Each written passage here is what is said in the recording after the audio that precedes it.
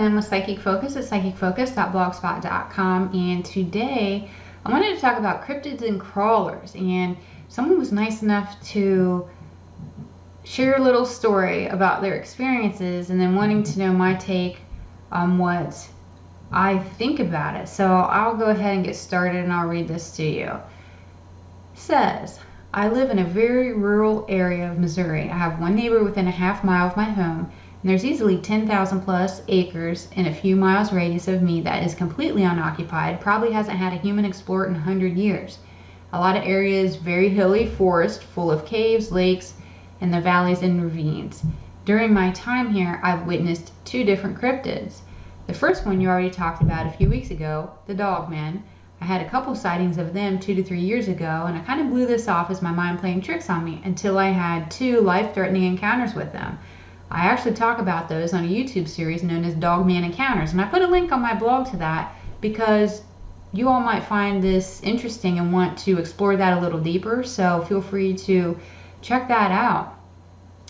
Back to the question. It says, my questions are related to the other one that I've seen, crawlers. And that was a new term for me.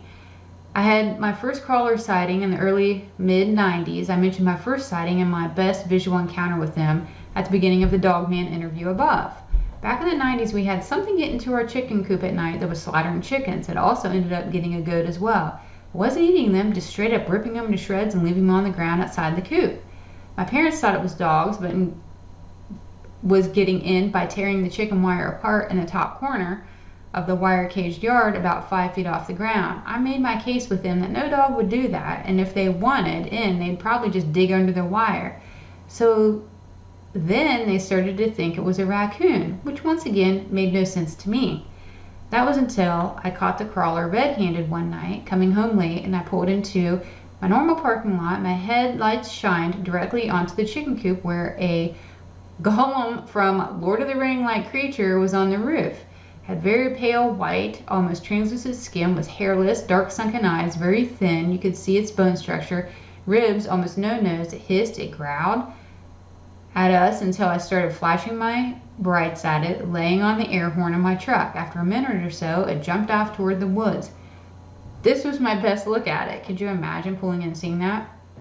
Over a decade later, had another close sighting late at night. I was playing video games in my bedroom like 1, 2 a.m. only to hear a scream that sounded like the mix of a girl and a pig squeal in my window a few feet away.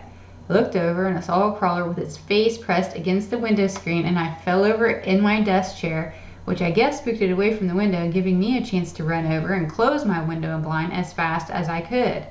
I had other sightings and signs of them over the years, but those were my 2 best sightings. I was hoping you could look into these things for me. I've been trying to learn about them for decades now. Again, another couple links within the narrated portion here. It says, from what they've gathered in my studies over the years, it's probably cave dwellers. Most sightings seem to be around places that have cave systems or large abandoned sewer systems nearby. They seem to prefer to eat dead stuff, often slaughtering things and then coming back to eat them. They're incredibly good climbers, can move very fast and quietly, and seem to be able to move through tight spaces.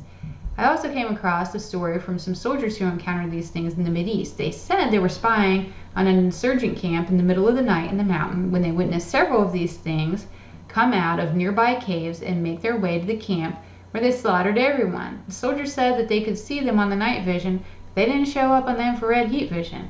I also wondered if the old world stories of ghouls were actually talking about these things. If you get anything for me about these, I'd love to hear it. So you can see why this grabbed my attention. It was so well narrated, the story and the description.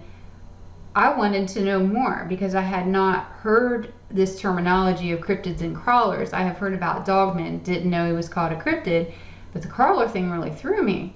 So when I focused on these crawlers, I did get a strong reptilian connection. And they look to be part of the reptilian ET race, and they live underground. So I understand the whole cave aspect.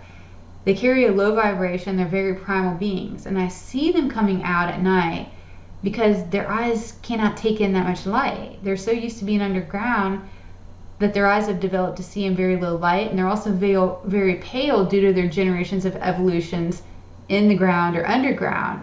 I get that they're starting to come up to the surface more and more due to food shortages. It used to be they were more like slaves to the underground bases, and they were fed and they were cared for in exchange for working and mining natural resources. Some bases feel like they've been abandoned. The resources have been, exhausted and extracted where it's at in certain areas. So these bases have relocated, and the crawlers were left behind to fend for themselves. They do not feel friendly. They lack many emotions and feelings that humans possess. Imagine them as sociopaths from the underground that are in pure survival mode because they're starving. These are not beings to approach or interact with, so be cautious and keep your distance. And that was all I had for this reading. Please leave a comment if you've seen anything like this, have any pictures or a story. Leave a comment. I'd like to hear what you have to say. Real quick, thank you to all you patrons out there. And again, I'm Lynn with Psychic Focus at psychicfocus.blogspot.com. Thanks. Bye.